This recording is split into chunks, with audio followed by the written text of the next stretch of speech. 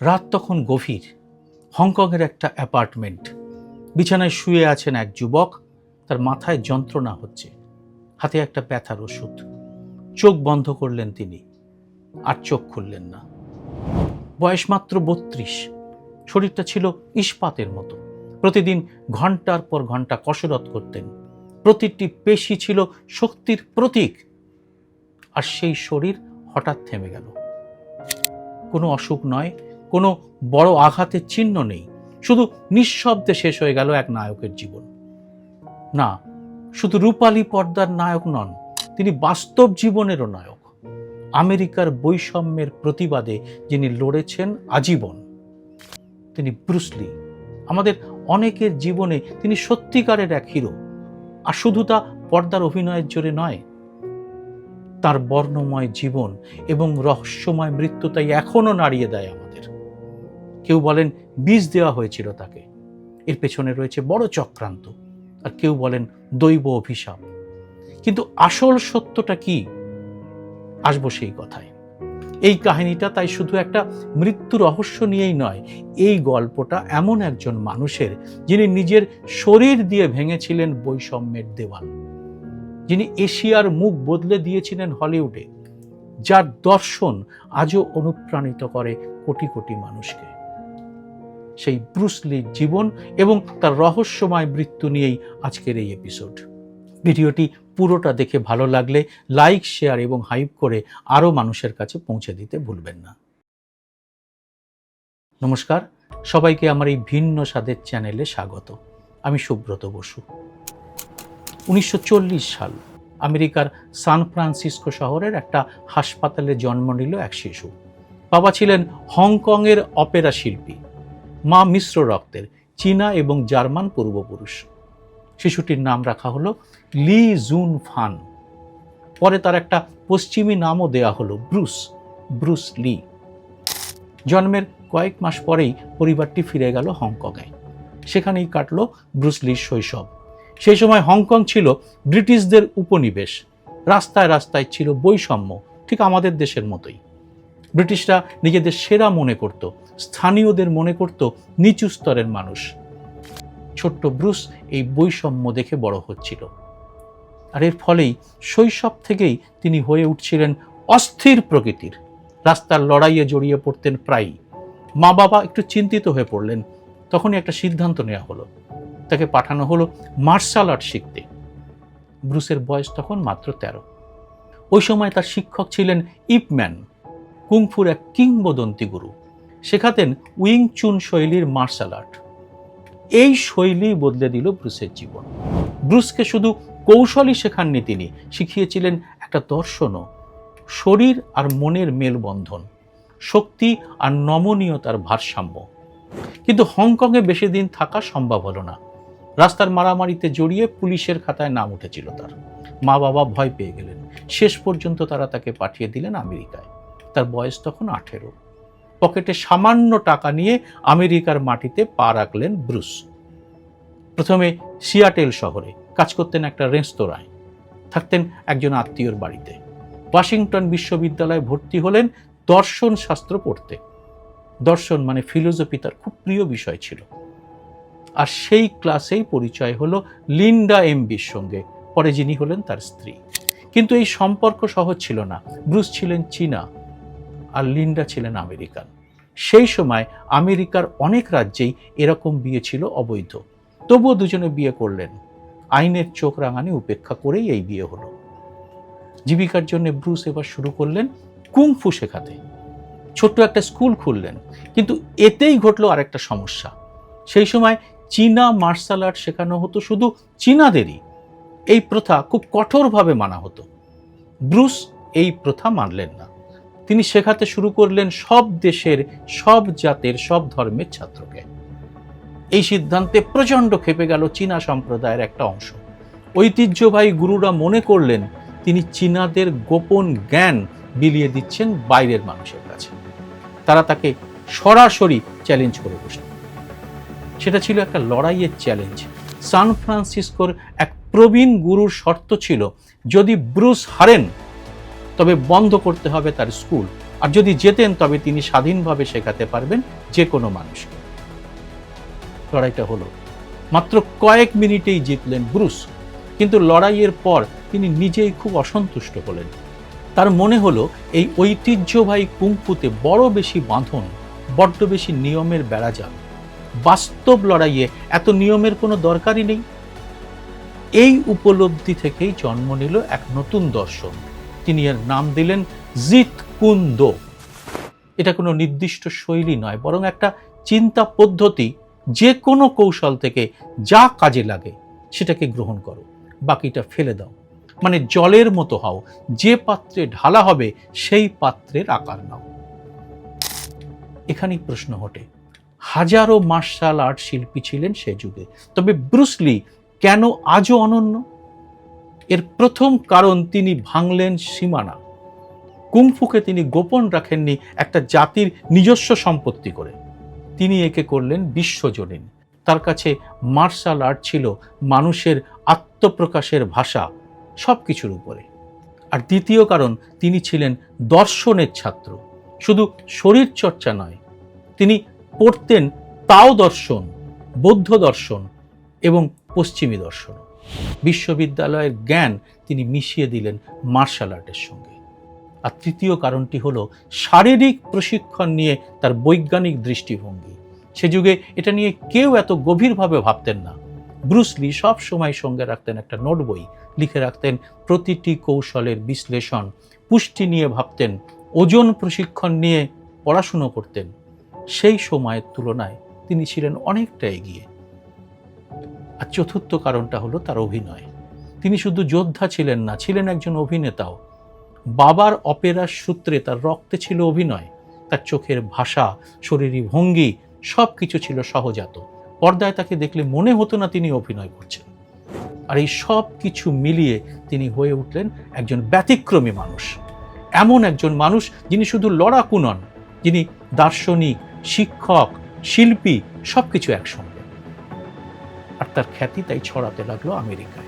পরের ধাপে তিনি লস অ্যাঞ্জেলেসে খুললেন নতুন স্কুল। ছাত্রদের মধ্যে এলেন হলিউডের তারকারাও, স্টিভ ম্যাককুইন, জেমস কোবার্নের মতো অভিনেতা।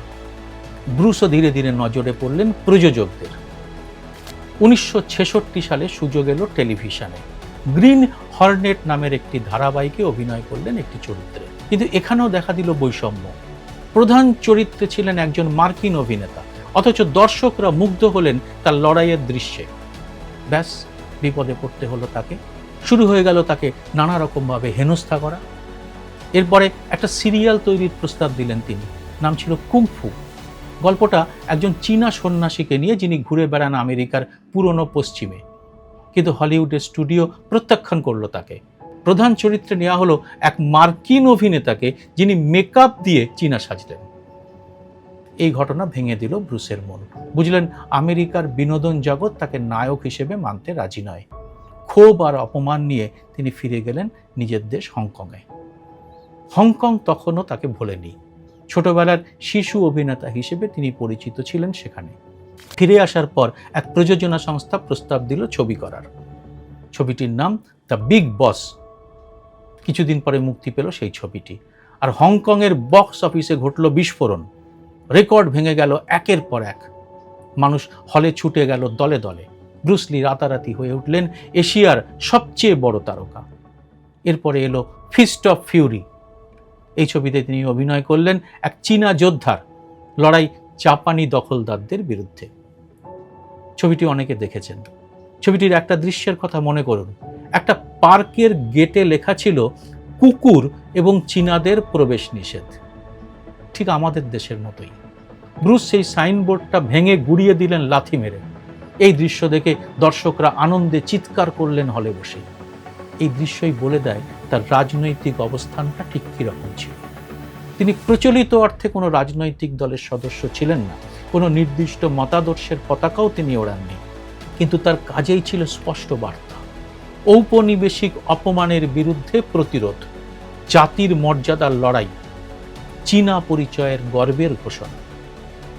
তার তৃতীয় বড় ছবি the way of the dragon, এই ছবিটি তিনি নিজে পরিচালনা করলেন। রোমে গিয়ে শুটিং করলেন কলোসিয়ামে। মুখোমুখি হলেন আমেরিকান তারকা চাক নরিসের সঙ্গে। এই লড়াইয়ের দৃশ্য আজও মার্শাল আর্ট চলচ্চিত্রের ইতিহাসে অন্যতম সেরা বলে গণ্য হয়। কিন্তু পর্দায় ঝড় তোলা রাগী অভিনেতা ব্রুস লি আদতে ছিলেন সম্পূর্ণ ভিন্ন ধরনের একটা মানুষ। তার ছাত্রদের কাছে তিনি ছিলেন উদার একজন শিক্ষক, কোনো বৈষম্য করতেন না ধর্ম বা জাতি নিয়ে। তার বিখ্যাত ছাত্রদের মধ্যে ছিলেন আফ্রিকান আমেরিকান বাস্কেটবল তারকা কারিম আব্দুল জাব্বার, ছিলেন বিভিন্ন পেশার মানুষ। তিনি বিশ্বাস করতেন মানুষকে বিচার করা উচিত তার যোগ্যতা দিয়ে, জন্ম পরিচয়, ধর্ম বা জাত দিয়ে নয়। একসময় তিনি বলেছিলেন, নিজেকে জানাটাই সব থেকে বড় জ্ঞান। এই দর্শন তিনি বাস্তবে প্রয়োগ করতেন প্রতিদিন। পরিবারের প্রতিও তিনি ছিলেন অত্যন্ত যত্নশীল। স্ত্রী লিন্ডা আর 2 সন্তান ব্র্যান্ডন এবং শ্যানন ছিল তার জগতের একেবারে কেন্দ্রে। কাজের ব্যস্ততার মধ্যেও সময় বের করতেন পরিবারের জন্য। আর্থিক সাফল্যের পরেও তিনি ভোলেননি নিজের শিকড়। হংকংয়ের সাধারণ মানুষের কাছে তিনি ছিলেন গর্বের প্রতীক। এশিয়ার মানুষ প্রথম দেখল তাঁদেরই একজন বিশ্বমঞ্চে জয় করেছে সম্মান। 1973 সাল। ব্রুস লি তখন খ্যাতির শীর্ষে, তার সবচেয়ে বড় এন্টার দ্য ড্রাগন মুক্তির অপেক্ষায়। এই প্রথম হলিউড এবং হংকংয়ের যৌথ প্রযোজনায় তৈরি হয়েছে এই ছবি। এই ছবি দিয়েই তিনি ফিরতে চলেছেন আমেরিকার বড় পর্দায় এবং নিজের শর্তে। কিন্তু মে মাসে একটা ঘটনা ঘটল শুটিংয়ের সময়। হঠাৎ তিনি অজ্ঞান হয়ে পড়লেন, খিঁচুনি শুরু হলো। ডাক্তাররা পরীক্ষা করে দেখলেন মস্তিষ্কে জল জমেছে। চিকিৎসার পরিভাষায় একে বলে সেরিব্রাল এডিমা। ওষুধ দিয়ে সুস্থ করানো হলো তাকে। তবুও কাজ থামালেন না তিনি। জুলাই মাস এলো, এক নতুন প্রকল্পের কাজ চলছিল। এক সন্ধ্যায় তিনি গেলেন অভিনেত্রী বেটি টিং পেয়ের অ্যাপার্টমেন্টে কাজের আলোচনা করতে। মাথায় সামান্য যন্ত্রণা অনুভব করলেন। বেটি তাকে দিলেন একটা ব্যথানাশক ওষুধ। বিশ্রাম নিতে শুয়ে পড়লেন তিনি। সময় গড়িয়ে গেল। বেটি ডাকতে গেলেন তাকে, দেখলেন কোনো সাড়া নেই। ডাক্তার ডাকা হলো, হাসপাতালে নেওয়া হলো তড়িঘড়ি। কিন্তু ততক্ষণে দেরি হয়ে গেছে। ঘোষণা করা হলো ব্রুস লির মৃত্যুর খবর। দিনটা ছিল 1973 সালের 20 জুলাই। মৃত্যুর খবর ছড়িয়ে পড়তেই শুরু হলো জল্পনা। এত শক্তিশালী একজন মানুষ এভাবে মারা যেতে পারেন? প্রশ্ন উঠল চারিদিক থেকে। সরকারি ময়নাতদন্তে বলা হলো মৃত্যুর কারণ মস্তিষ্কে জল জমা। এর ইমিডিয়েট কারণ হিসেবে বলা হলো ওই ব্যথানাশক ওষুধে অ্যালার্জির প্রতিক্রিয়ার কথা। কিন্তু এই ব্যাখ্যায় সন্তুষ্ট হলেন না অনেকেই। এলো নানা রকম তত্ত্ব। প্রথম তত্ত্ব এলো বিষক্রিয়ায়। কেউ কেউ দাবি করলেন প্রতিদ্বন্দ্বী কোনো গোষ্ঠী তাকে বিষ দিয়ে হত্যা করেছে। হংকংয়ের ঐতিহ্যবাহী ট্রায়াড সংগঠনগুলোর দিকে আঙুল তুললেন কেউ কেউ। কারণ ব্রুস লি প্রকাশ্যে সমালোচনা করেছিলেন এই সংগঠিত অপরাধ চক্রের। দ্বিতীয় তত্ত্ব এলো ঈর্ষার প্রতিশোধ নিয়ে। ঐতিহ্যবাহী কুংফু গুরুদের একাংশ কখনো ক্ষমা করেনি তাকে, কারণ তিনি ভেঙেছিলেন গোপনীয়তার নিয়ম, বিদেশিদের শিখিয়েছিলেন চীনা মার্শাল আর্ট। এই ক্ষোভ থেকেই কেউ তাকে গুপ্ত হত্যা করেছিল কিনা এটা নিয়ে কিন্তু এক শ্রেণীর মানুষ আলোচনা শুরু করলেন। তৃতীয় তত্ত্বটি আরও রহস্যময়। বলা হলো প্রাচীন এক অভিশাপ তাড়া করেছিল তাঁর পরিবারকে। এই অভিশাপের গল্প আরও জোরালো হলো যখন 1993 সালে তার ছেলে ব্র্যান্ডন লিও অকালে মারা গেলেন। তার মৃত্যু হলো এক চলচ্চিত্রের শুটিংয়ের সময় বন্দুকের গুলিতে। ওই শুটিংয়ের সময় আসল গুলি ভরা ছিল অভিনয়ের খেলনা বন্দুকে। এই 2 মৃত্যুর মিল মানুষের মনে জন্ম দিল একটা গভীর ভীতির। চতুর্থ তত্ত্বটি ছিল সবথেকে বিতর্কিত। কিছু গবেষক দাবি করলেন ব্রুস লি ওই সময় গাঁজা জাতীয় পদার্থ ব্যবহার করতেন ব্যথা কমানোর জন্য।